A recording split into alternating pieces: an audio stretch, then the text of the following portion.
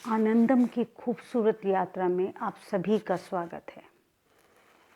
एक ऐसी यात्रा जो हमें ही नहीं सबको आनंद देती है। जीवन का उद्देश्य भी क्या है? आनंद पाना और आनंद देना। परंतु ये आनंद आता कहाँ से है? इसकी उपज कहाँ से होती है?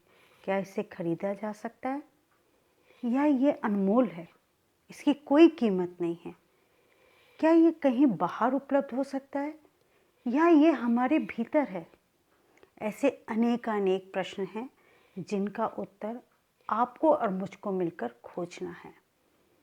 कैसे? चलिए जानते हैं। आनंद क्या है?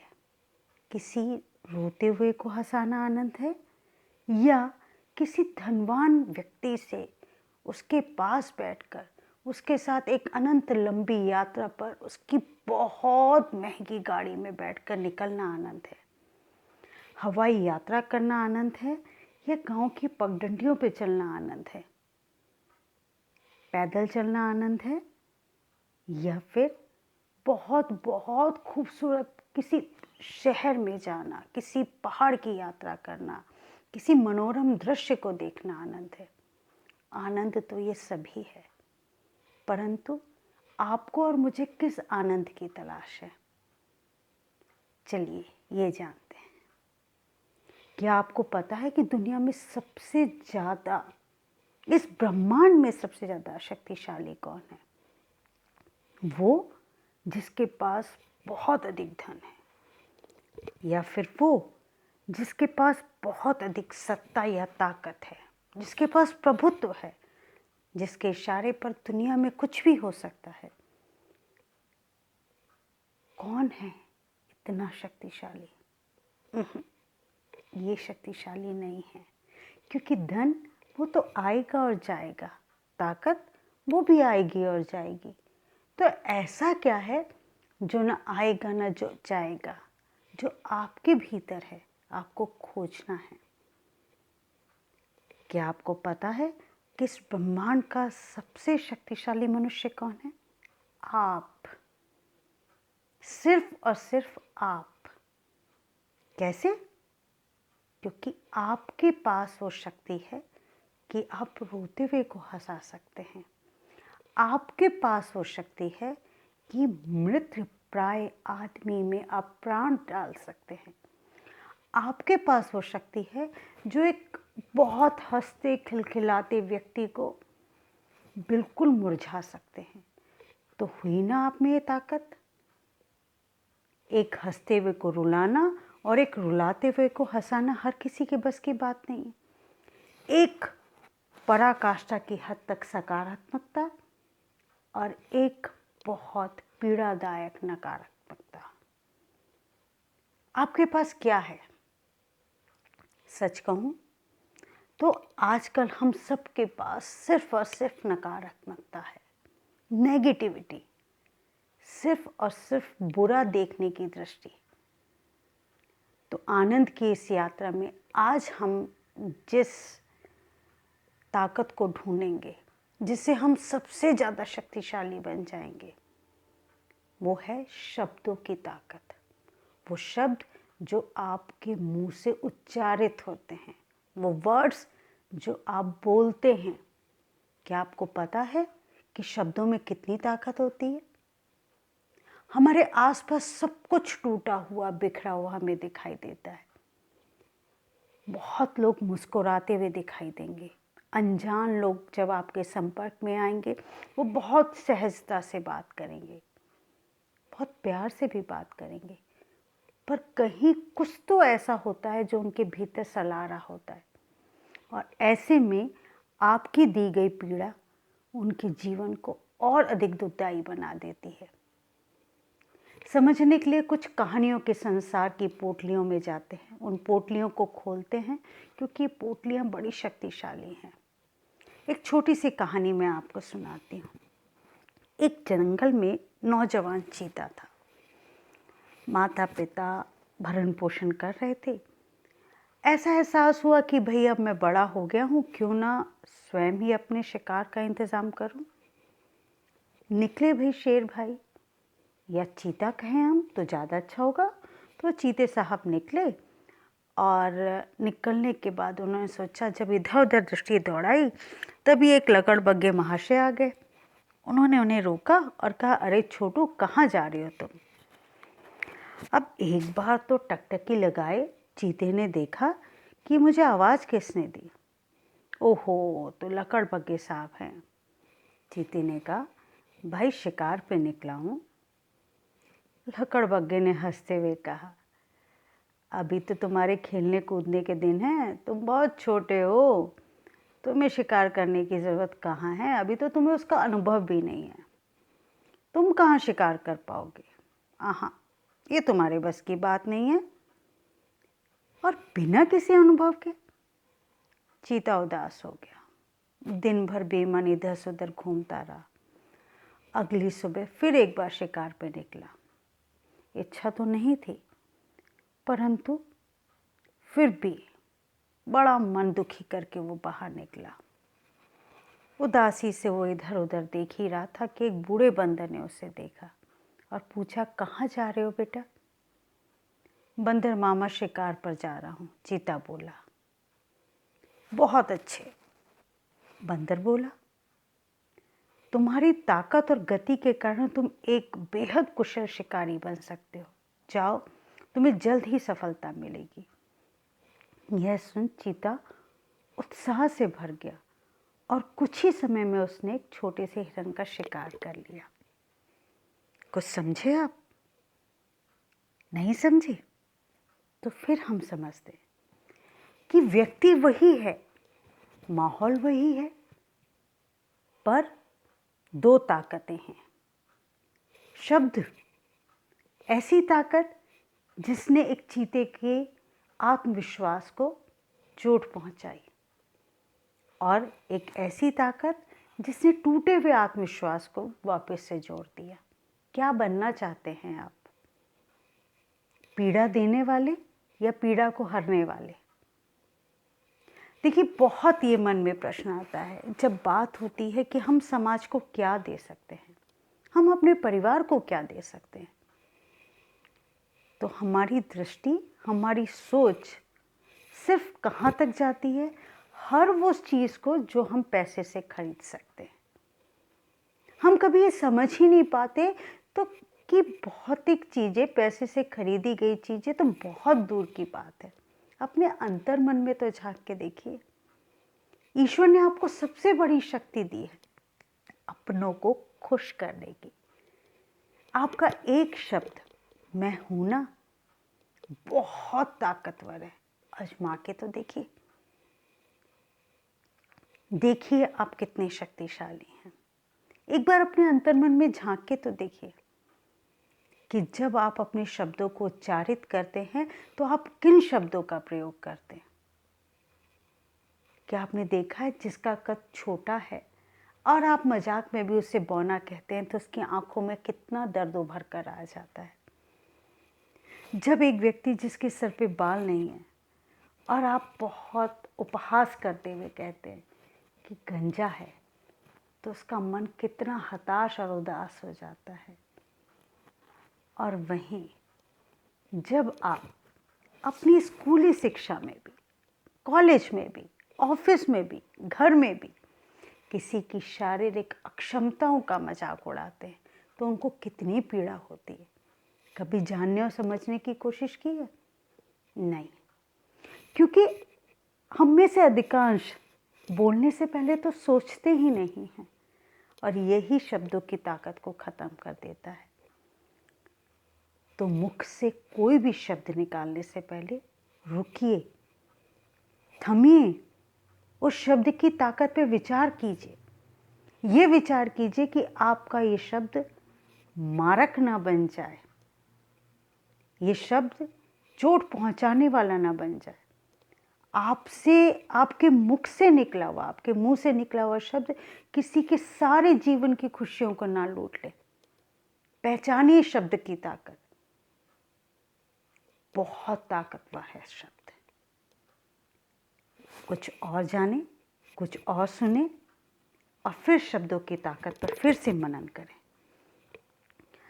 आपने सोलोमन आइलैंड का नाम सुना होगा।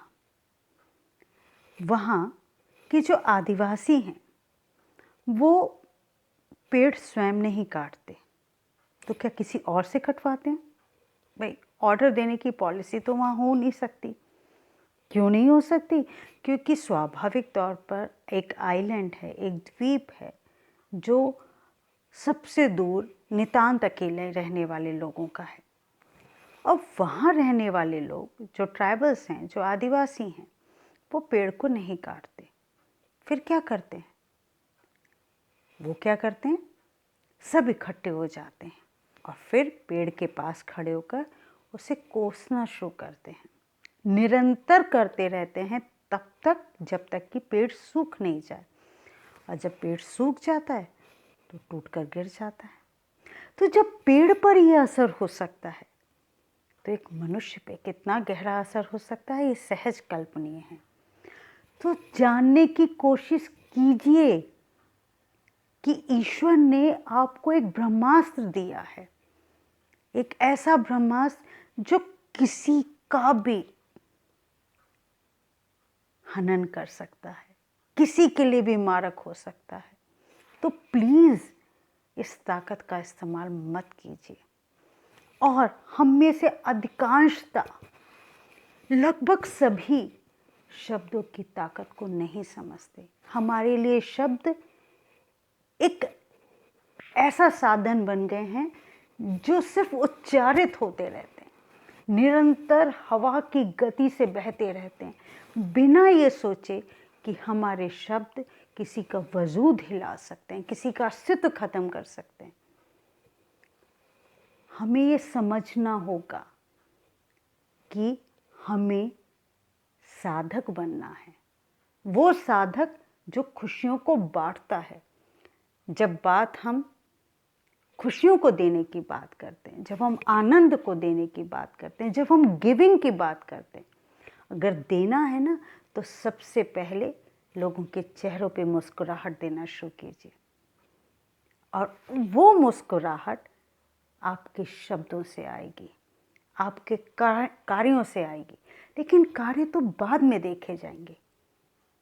सबसे पहले तो आपने किसी को प्यार से कुछ बोला है, वो ताकत देखिए। जब कोई उदास है उसके पास जाके बैठ के पूछिए कि आखिर बात क्या है, आप क्यों उदास हैं। उस शब्द कि आप क्यों उदास हैं, इस शब्द की ताकत देखिए।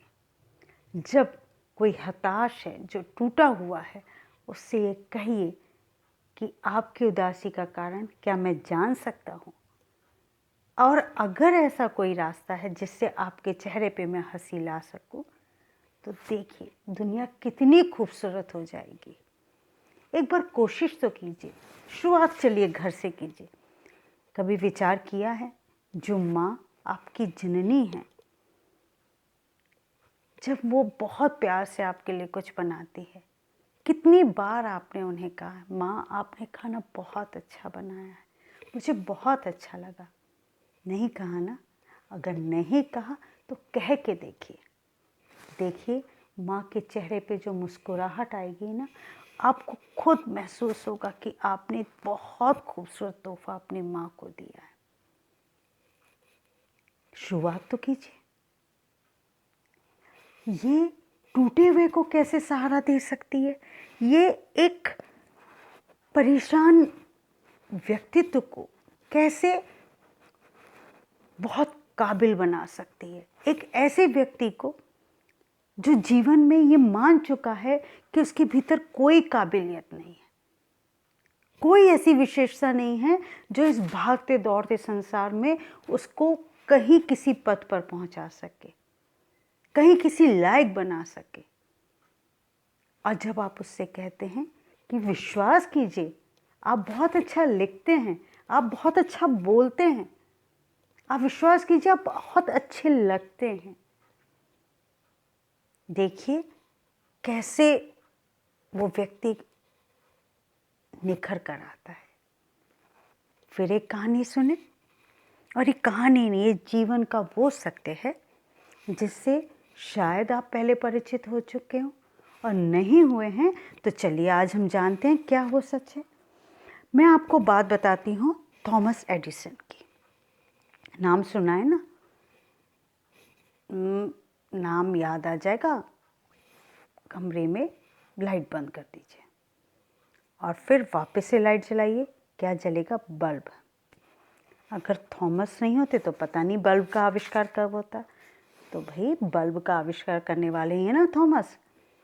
पर उन्होंने सिर्फ बल्ब का आविष्कार नहीं किया, उन्होंने जीवन में वो कुछ हासिल किया जो शायद विश्व भर के युवा हासिल करना चाहते।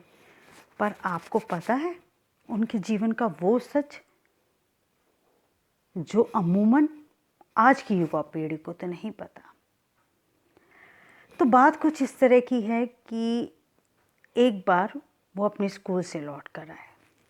उन्होंने एक पत्र जो कि उनको उनके प्रिंसिपल ने दिया था, अपनी माँ को दिया। माँ ने तुरंत पत्र खोला और पढ़ने लगी। पढ़ते पढ़ते उनकी आंखों में आंसू आ गए। उन्होंने एडिसन को गले लगा लिया और बालक थे। माँ के इस गले लगाने का कारण उनको समझ में नहीं आया। उन्होंने बड़ी बेसब्री से पूछा, माँ आखिर इसमें लिखा क्या है? प्लीज़ बताओ तो सही। माँ ने फिर से उस पत्र को खोला और दोबारा जोर जोर से पढ़ने लगी ताकि एडिसन सुन सके। उन्होंने कहा, थॉमस एक जीनियस है, वो बहुत ही कमाल का बच्चा है, सुपर इंटेलिजेंट है, और यहाँ इसे पढ़ाने के लिए ऐसा कोई टीचर मौजूद नहीं है जो इतने इंटेलिजेंट बच्चे को पढ़ा सके। इसलिए हम इस बच्चे को अपने स्कूल में नहीं पढ़ा सकते, आप अपने बच्चे को घर पर पढ़ाएं। उस दिन के बाद से थॉमस एडिसन की माँ ने उन्हें घर पर पढ़ाना शुरू कर दिया। वे भी खूब मन लगाकर पढ़ाई की, और एक वक्त के बाद थॉमस को सारी दुनिया जानने लगी। वो महान आविष्कारक बने। जब थॉमस की माँ का देहांत हुआ तो उन्होंने घर की साफ सफाई की। एक दिन वो उस साफ सफाई में उन्हें कागज़ का टुकड़ा मिला। वो वही पेपर था जो बचपन में उनकी माँ ने पढ़ा था, जो कि उनके प्रिंसिपल ने दिया था। उन्होंने उस पेपर को खोला। पता है उस पेपर में क्या लिखा हुआ था? उसमें लिखा हुआ था, आपका बेटा दिमाग से कमज़ोर है, मानसिक रूप से कमज़ोर है, हम इसे नहीं पढ़ा सकते, आप इसे अपने घर में ही पढ़ाएं। है ना कमाल की बात? क्या था, माँ ने क्या पढ़ के सुनाया। अगर माँ वही पढ़ देती जो कि उस पत्र में लिखा था तो यकीन जानिए थॉमस अवसाद से भर जाते, डिप्रेशन से भर जाते, वो कभी कुछ जीवन में नहीं कर पाते। हम भी तो यही कर रहे हैं अपने बच्चों के साथ, अपने बड़ों के साथ, अपने छोटों के साथ। कैसे? हम अपने छोटे भाई बहन से क्या कहते हैं, हम अपने कलीग से क्या कहते हैं, हम अपने दोस्तों से क्या कहते हैं, तुम्हारे बस की नहीं है, तुम छोड़ दो। बड़ों से क्या कहते हैं, माँ से क्या कहते हैं, पिता से क्या कहते हैं, क्या कहते हैं, याद कीजिए।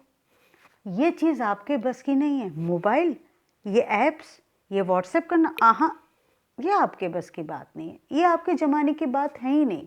इस टेक्नोलॉजी को तो आप समझ ही नहीं सकते। कर तो हम सब वही रहे हैं, एक दूसरे को नीचा दिखाने की कोशिश, और इस तरीके से जो हमारा सबसे अपना है, जब हम उसके साथ ऐसा करते हैं तो जो हमसे बाहर है, जो हमसे अनजाना है, उसके साथ हम क्या कर सकते हैं।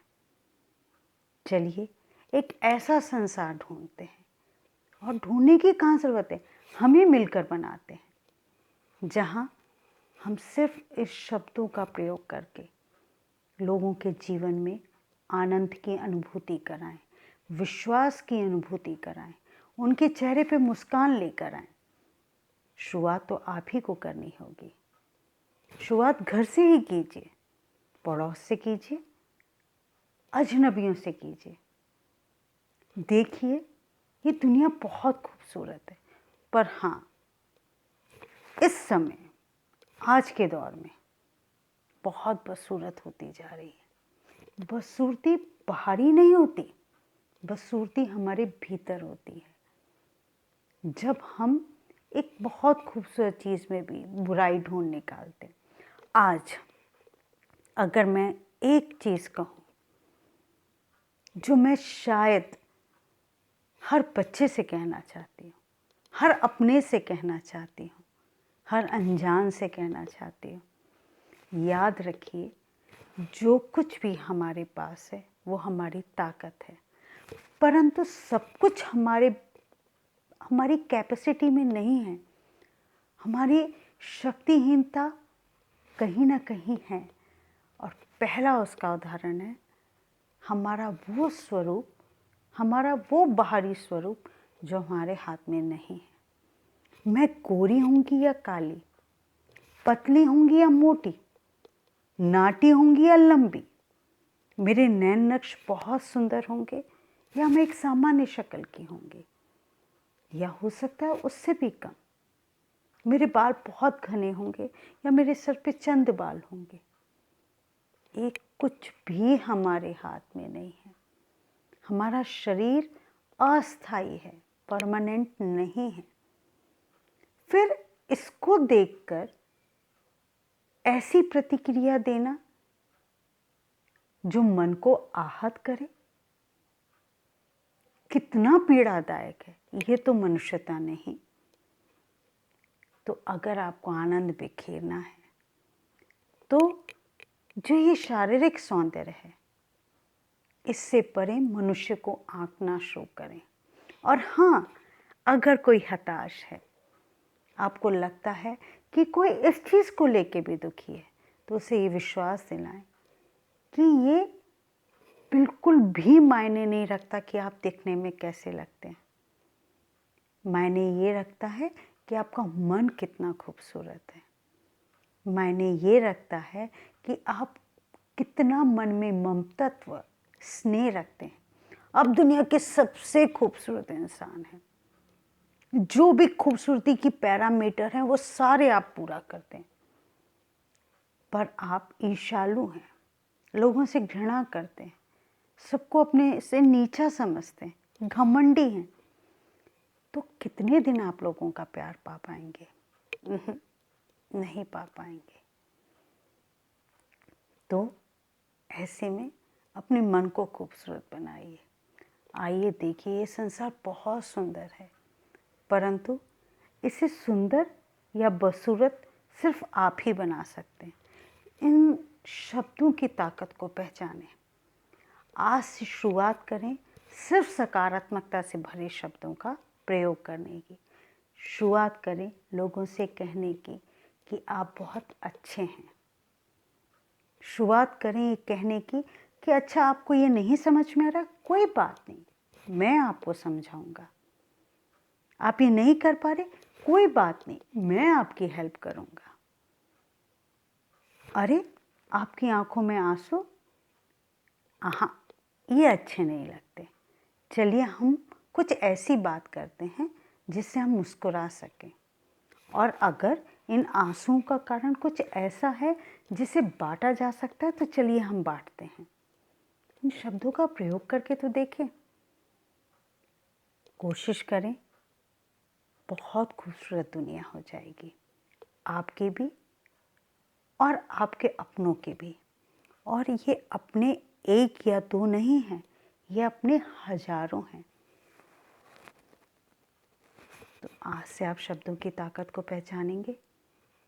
ये विश्वास कीजिए कि ईश्वर ने आपको इस ब्रह्मांड का सबसे शक्तिशाली मनुष्य बनाया है। तो प्लीज़ ऐसा कुछ भी किसी को मत कहिए जिससे उसका मन उदास हो जाए। तुम्हें इतना भी समझ में नहीं आता, तुम ढपोल हो, तुम बुद्धिहीन हो।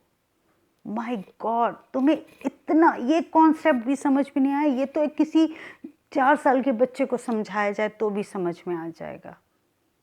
ओहो तुम कितने ठिगने हो, तुम्हारे ऊपर ये कपड़े अच्छे नहीं लग सकते, ये तो कपड़े ठिगने लोगों के ऊपर बिल्कुल अच्छे नहीं लगते, better you change your dress. ये चीज़, ऐसे कपड़े, तुम्हारा रंग सांवला, ये तुम्हारे ऊपर अच्छे नहीं लगते। ये शब्द बहुत पीड़ादायक है, बहुत पीड़ादायक। इनको अपनी डिक्शनरी से, अपने शब्दकोश से बाहर निकाल के फेंक दीजिए और सिर्फ उन शब्दों को याद रखिए जिससे आप लोगों को प्रोत्साहित कर सकें, उनको उनके जीवन की इम्पोर्टेंस दिला सकें, उसका महत्व दिला सकें। और यकीन जानिए बहुत हताशा है, बहुत निराशा है, चारों तरफ सिर्फ उदासी ही उदासी है। उसे दूर कीजिए, देने की शुरुआत कीजिए। क्या देना है आपको? मीठे शब्द, अच्छे शब्द, सकारात्मकता से भरे हुए शब्द। बढ़ते जाइए। याद रखिएगा कि जब एक पेड़ शब्दों को सुन के सूख सकता है तो मनुष्य का तो क्या हाल होगा। आशा करती हूँ कि मेरी बात को थोड़ा बहुत ही आपने समझा होगा। अगर आज से आपके शब्दकोश में नकारात्मकता से भरे हुए, आलोचना से भरे हुए, पीड़ा से भरे हुए, उपहास से भरे हुए ये सारे शब्द हट जाते हैं तो यकीन जानिए आपसे ज़्यादा शक्तिशाली और आपसे ज़्यादा खूबसूरत दुनिया में कोई और नहीं होगा। बहुत सारी शुभकामनाएं।